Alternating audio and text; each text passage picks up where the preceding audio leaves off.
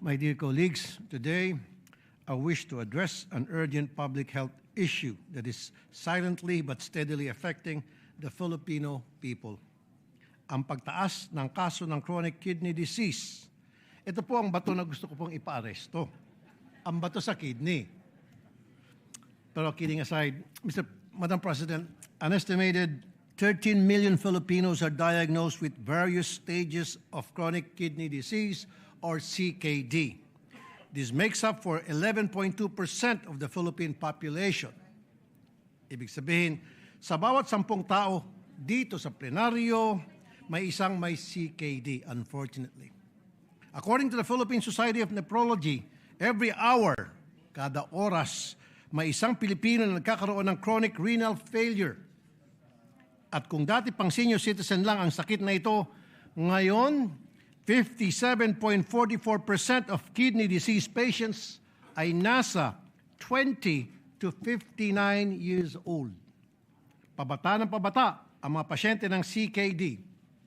Hospitals across the country are reporting new cases among children and teenagers, some as young as 4 years old, who are already grappling with the realities of kidney failure.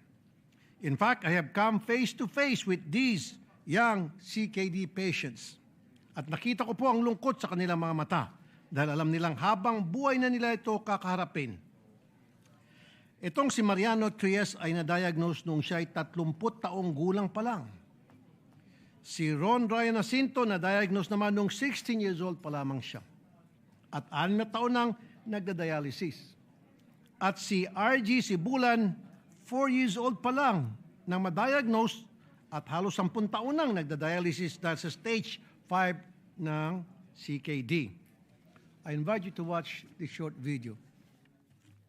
Halos tumira na sa ospital ang 14 years old na si RG dahil sa kanyang matinding karamdaman, ang chronic kidney disease. Ang kanyang kalbaryo nagsimula sa murang edad na 4 na taong gulang pa lamang. Talaga sumasagay sa isip pag sumuko. Gusto ko masaya lagi. Masaya lahat. Ayoko na makita si mama umiyak eh.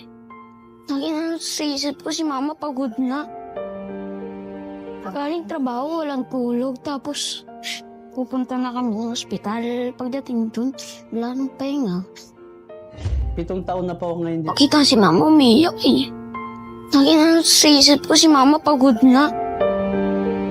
Galing trabaho, walang tulog. Tapos pupunta na kami ng ospital. Pagdating dun, wala nang pahinga. 7 taon na po ako ngayon dinadialysis eh. 30 years old po ako nung nag-umpisang dialysis eh. Wala po akong bisyo, alak, sigarilyo, wala po ako niyan. Ang naging pinaka-addict ko lang po, maghanap buhay araw-araw. Sa hanap buhay ko araw-araw, kaya lang po yung nagawa kong inumin ba pag nabiyahe ng tricycle, yung energy drink, yung po ang sumira sa akin. 2 months lang po niya sinira yung kidney ko. Bumigay na agad. Stage 5 na ang chronic kidney disease ni Ron Ryan. Nung in-abdomen ultrasound po ako, nakita po maliliit po yung kidneys ko. Yung isa pong kidney ko parang durog-durog. Yung isa po maliit, pang 2 years old po yung size niya. Sa nag-research na po ako sa sakit ko. Tas yun po, na ko na lifetime na po talaga yung dialysis ko po. Pag nakakaramdam po ako ng hirap, sakit po sa dialysis, pag kunyari nakasalang po ako at ako lang po mag-isa, na minsan tatalokbong na lang po ako ng kumot pag nakasalang na po ako. Tapos mag-iisip-isip ako, minsan lagi akong sinasabi, ba't ako pa yung nabigyan ng ganito? Madam President, the big question now is, why is CKD becoming so prevalent, especially among young people? The steady rise of cases that can be attributed to lifestyle choices. Sa pang-araw-araw na buhay, ang karaniwang Pilipino ay nasanay na sa instant. Dahil ito'y madali, masarap at mura. Ang sinasabi ko po ay mga processed food at packaged drinks. Ang mataas na pagkonsumo ng processed foods, sugary beverages, and salty snacks combined with low physical inactivity have contributed to rising rates of obesity, hypertension, and diabetes, all major risk factors for CKD. Ayon po sa Department of Health at Philippine Renal Disease Registry, ang primary cause ng CKD sa Pilipinas ay dalawa po. Una, uncontrolled diabetes. Pangalawa, high blood sugar levels can damage your kidney filters. Over time, your kidneys can become so damaged that they no longer do a good job filtering waste and extra fluid from your blood. Ang hypertension, high blood pressure can damage blood vessels and other parts of the filtering system in the kidneys.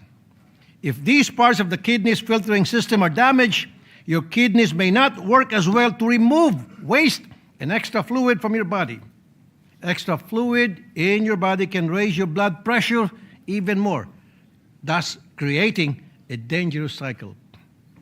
The rising cases of CKD in young adults and children is a sign that there is something wrong with our healthcare system. Madam President, the Philippines ranks among the countries with the highest rates of CKD in Southeast Asia, while countries like Singapore and Thailand have also seen increases. The rise in the Philippines is particularly steep. This can be attributed to a combination of limited access to preventive health care, greater exposure to risk factors, and lower awareness among the general public. The primary problem is in the lack of programs for early detection of CKD. Madam President, CKD often shows no symptoms in its early stages. That is why early detection is crucial, because when identified early, CKD can often be managed with medication and lifestyle changes. Simple routine tests sana, such as checking blood pressure, blood sugar, and urine for protein, can catch kidney disease before it progresses. Unfortunately, dito sa Pilipinas, 1 out of 3 CKD patients are already in stages 3 to 5.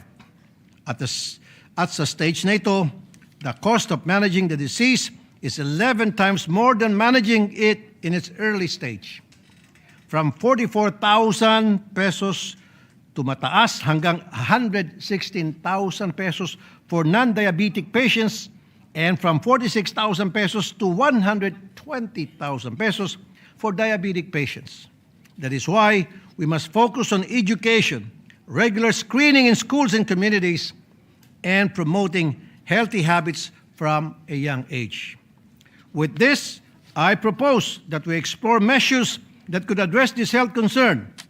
Let us provide our people with programs for early detection, essential diagnostics procedures such as the urine albumin to creatinine ratio test remain inaccessible to many patients because they are not covered by PhilHealth, and they cost around 1,500 pesos to 3,500 pesos per test.